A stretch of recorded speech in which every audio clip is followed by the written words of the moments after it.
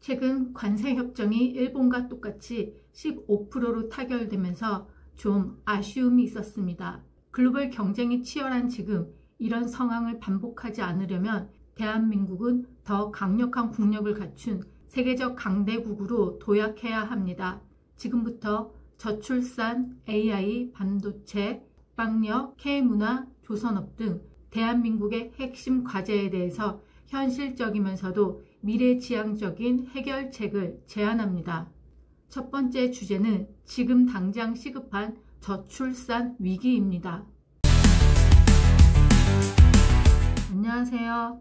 아리케TV 유존선 PD입니다. 현재 우리나라가 인구를 유지하려면 여성 1명이 평균 2.1명의 아이를 낳아야 하지만 2025년 현재 0.73명으로 필요한 수준의 35%에 불과합니다. 홍콩을 제외하면 OECD 국가 중 최저이며 사실상 세계 최저 수준입니다. 이건 단순한 숫자가 아니라 국가 시스템 지속 가능성에 대한 경고 신호입니다. 2020년 5,184만 명을 정점으로 이미 줄어들기 시작했고 2072년에는 3,600만 명까지 줄어들 것으로 예상됩니다. 지방에선 경북이 소멸 위험이 가장 크고 이대로라면 100년 뒤 대한민국 인구는 현재의 15%인 753만 명까지 내려갈 수 있습니다. 왜 저출산이 문제일까요? 뉴욕타임스는 이를 14세기 흑사병보다 심각한 위기로 꼽았습니다. 그 이유에 대해서 5가지를 간단히 짚어보겠습니다. 첫째, 경제 붕괴로 일할 사람이 줄면서 생산과 소비가 뚝 떨어져 2050년대 잠재 성장률이 0% 이하가 될 가능성이 높습니다. 둘째, 연금과 의료 시스템의 붕괴입니다. 지금은 젊은 세대 4명이 노인 1명을 부양하지만 2050년엔 1.3명이 부양해야 합니다. 국민연금은 2042년 적자, 2057년 고갈 위기죠. 셋째, 국방력이 약해집니다. 병역 자원은 2020년 33만 명에서 2027년 24만 명으로 27% 줄어 주변에 중국, 러시아, 북한 같은 국가가 있는 현실에서 안보가 흔들릴 수 있습니다. 넷째, 지방 소멸입니다. 이미 시골 곳곳에서 학교가 폐교되고 상점과 버스 노선이 사라지고 있습니다. 2021년 기준 시군구의 48%가 소멸 위험지수 0.5% 미만, 2072년엔 일부 지역 인구가 현재 20% 수준으로 줄어듭니다. 다섯째, 국제적 영향력이 떨어집니다. 인구 감소는 경제 규모 축소로 이어지고 결국 국제사회에서의 발언권까지 줄어듭니다.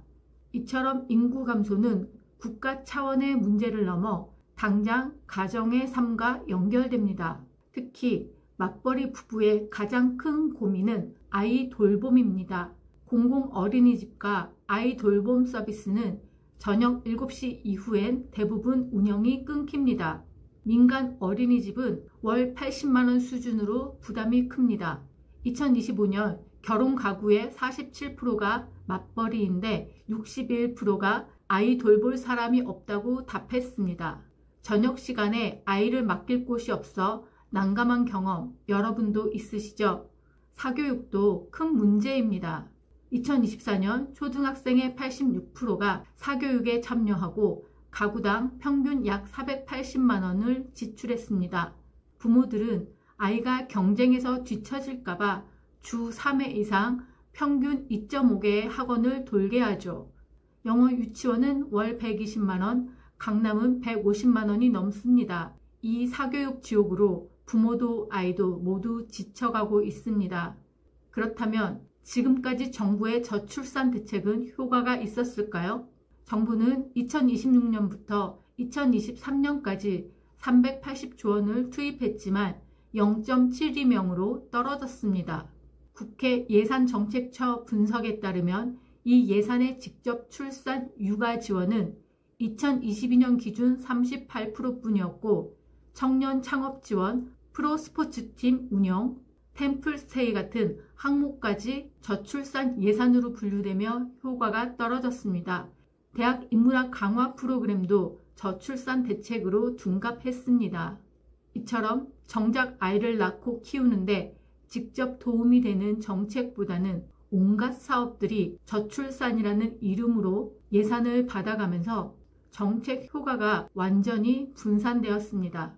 출산 장려금 월 30에서 100만 원과 보육시설 지원은 있었지만 취업난 청년 실업률 6.7%, 늦은 결혼 초혼 연령 남성 33.7세, 여성 31.3세로 늦어졌고 출산 후 재취업률은 45%에 불과합니다. 경력 단절, 높은 집값 같은 근본 문제가 있습니다.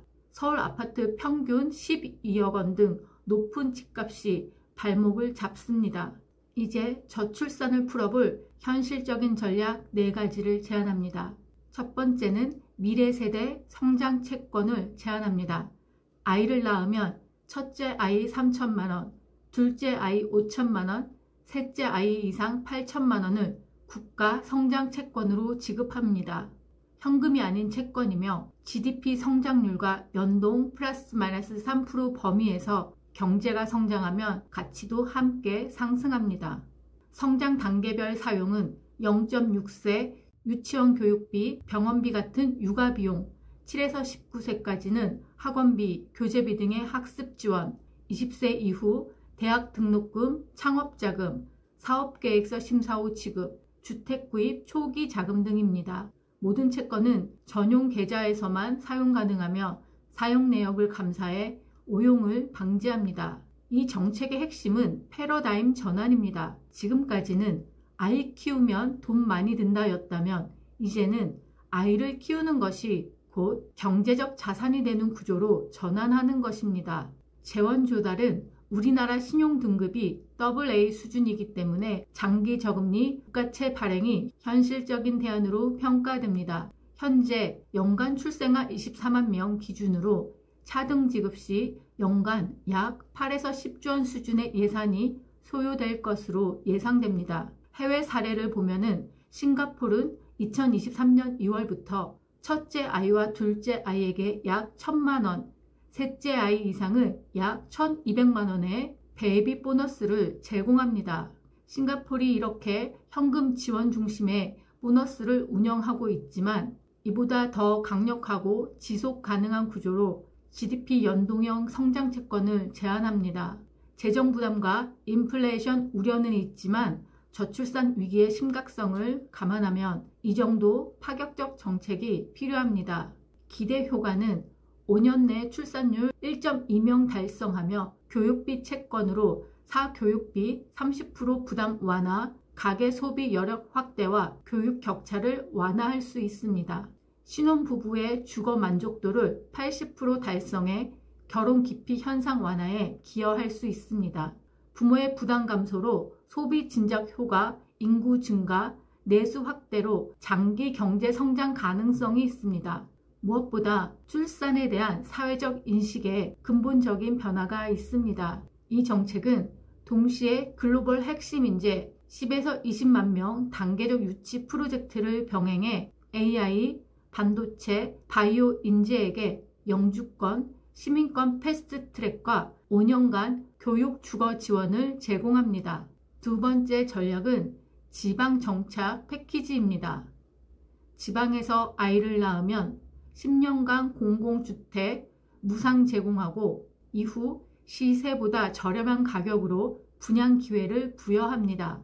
또는 지방 소멸 대응 기금을 활용합니다. 동시에 지방에 AI 반도체 등 첨단 산업을 유치해 안정적인 일자리를 마련합니다. 그리고 지역 멘토 프로그램으로 이주가정과 지역 주민을 연결하여 공동체 기반을 형성합니다. 세 번째는 AI 기반 돌봄 인프라입니다. AI를 활용해 24시간 돌보미를 직결하는 국가 운영 플랫폼을 구축합니다. 어르신 퇴직자 돌봄 인력화를 하여 시간당 수당을 지급하며 기업에는 야간 맞벌이 돌봄 시설을 확대하도록 하여 세제 혜택과 바우처 지원 등을 제공합니다. 네 번째는 공교육 중심 몰입 학습 모델입니다. 초등학교 방과 후 프로그램에 무료 영어 몰입 수업을 도입하고 현재 운영 중인 EBS AI 학습 앱을 무료로 전면 확대, 강화합니다. 공교육이 사교육 수준의 환경을 제공해 부모 부담 경감과 교육 격차를 완화시킵니다.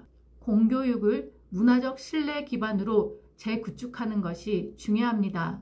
오늘은 저출산 위기의 심각성과 이를 극복할 4가지 전략에 대해서 살펴봤습니다. 인구 문제는 단순히 아이를 낳으세요라는 구호가 아니라 낳고 키울 수 있는 환경을 국가가 책임지는 구조적 변화가 필요합니다. 대한민국이 강대국으로 가는 첫걸음 저출산 해결에 대해 다뤄봤습니다. 다음 편에서는 대한민국의 국방력 강화 전략을 다루겠습니다.